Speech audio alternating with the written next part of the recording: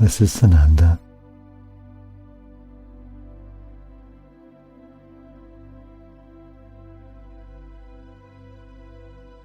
Bewilderment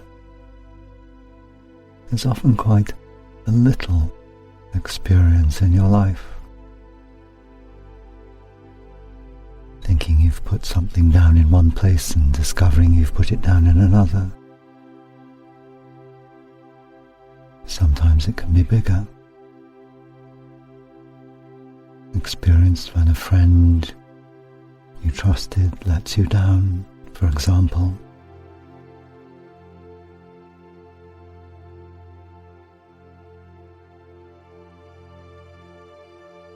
And that brief experience of bewilderment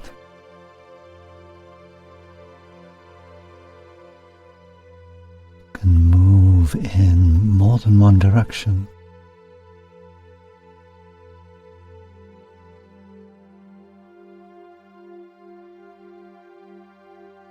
If the bewilderment is hard to acknowledge or to accept, your body can start to become strongly involved.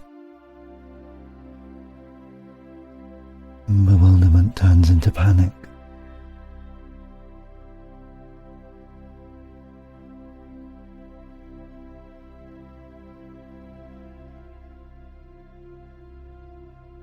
If you're able to register the bewilderment, then it may move in another direction and become confusion. That is, you recognizing that even if only in a minor way,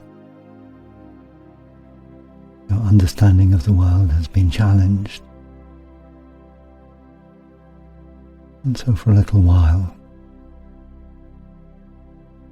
you're in a space of not understanding.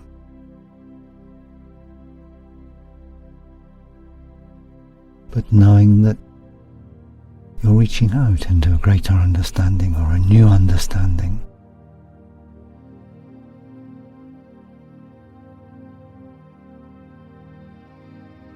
If bewilderment slides into panic,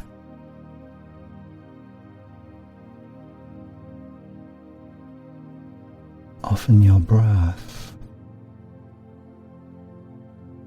can offer you a way forward,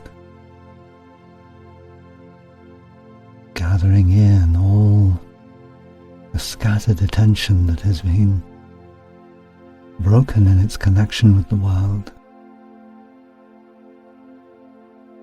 into your breath. The flow of your breath can bring you back to a sense of being.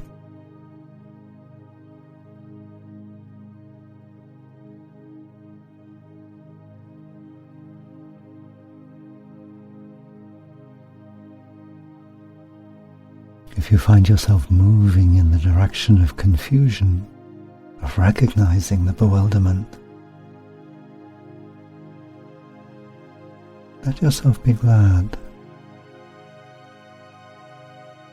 Consider the possibility that a life without moments of bewilderment might be a life that is growing tighter and tighter around you. You've become so certain about who you are and what the world is, that you've left little room for breathing, less room for growing.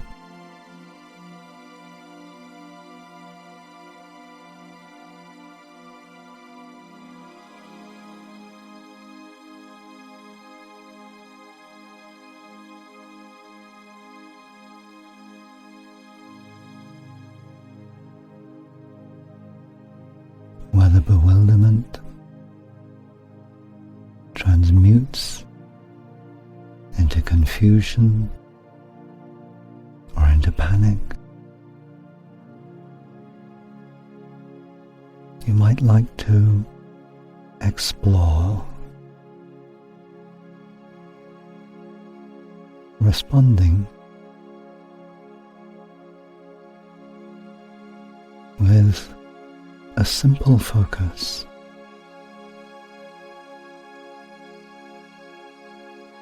which is not dependent upon knowing who you are or what the world is or what the relationship between you and the world might be.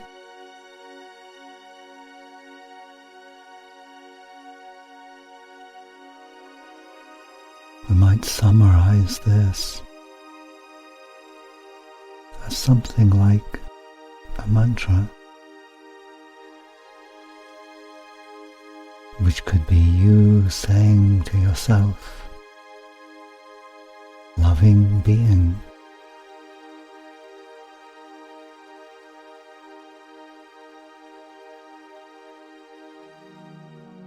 loving being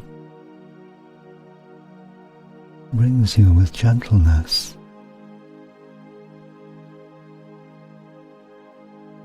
back to the foundations of existence.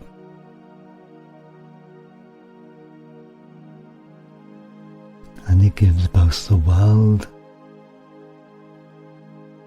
and you time to renegotiate the relationship they have with each other.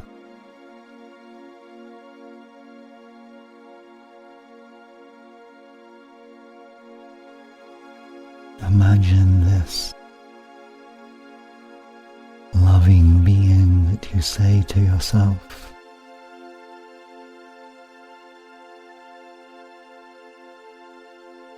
as like a kind of restorative sleep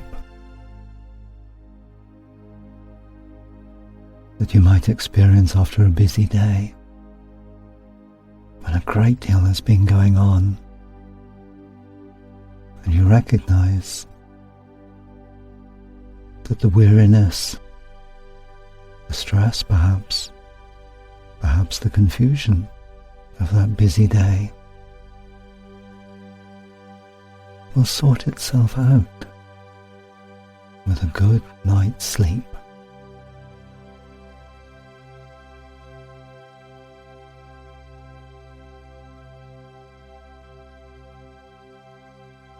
Think of this loving being. You are the loving being. For a little while you let loving being be your mantra. And this allows you to release defenses, reactions, entanglements, and trust this loving being that is you to disentangle, to release, to connect anew with all that your world is.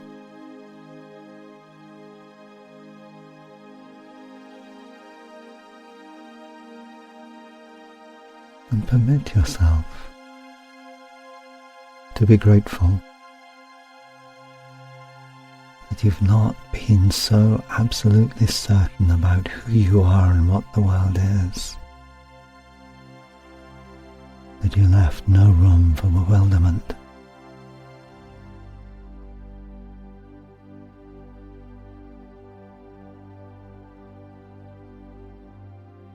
You've given yourself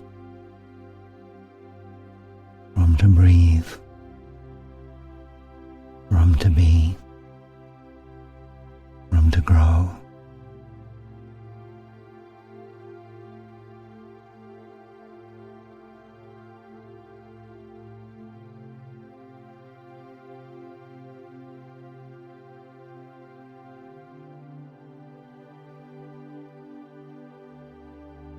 Be with your breath now,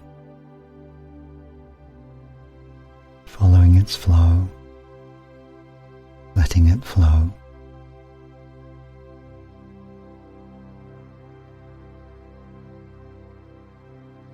And with the in-breath,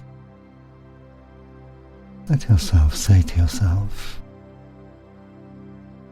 loving being.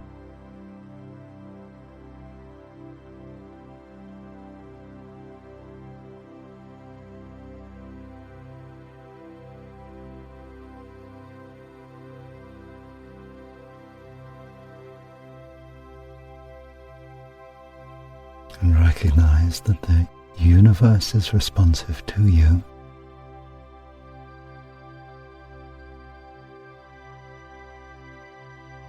As your understanding grows, your relationship with the universe changes. The universe itself changes.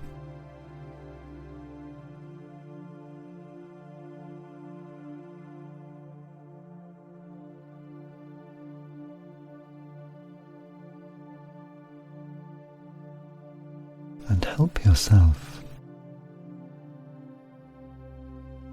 by relaxing the need to define yourself.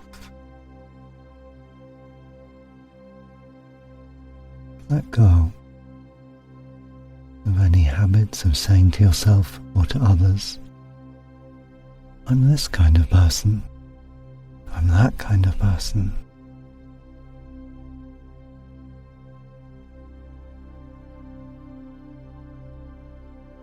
However you describe yourself is a description of the past.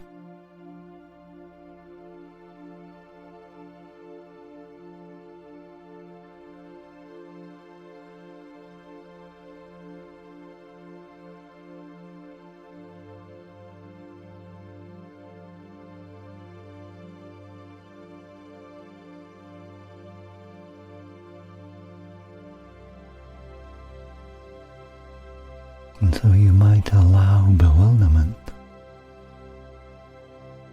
to become the moment of touch. You, the being you are, reaching out in this moment and touching the universe, and in that first moment of touch, everything is new.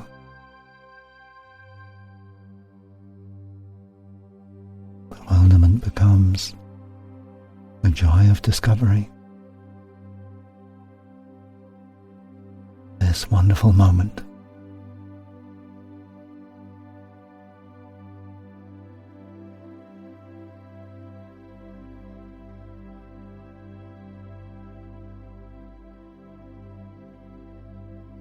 And then when you're ready, come from these inner explorations